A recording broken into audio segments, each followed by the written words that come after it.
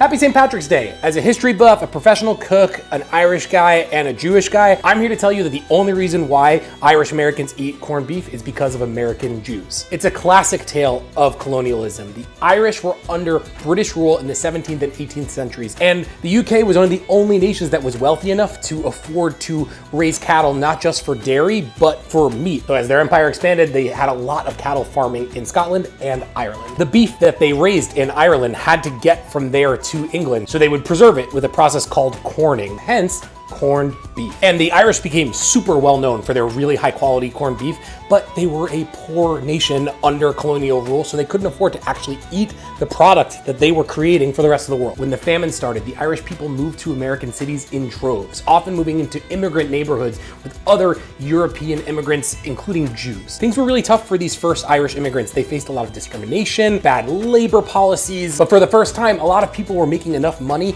to afford meat. And what was the most popular meat in their neighborhoods?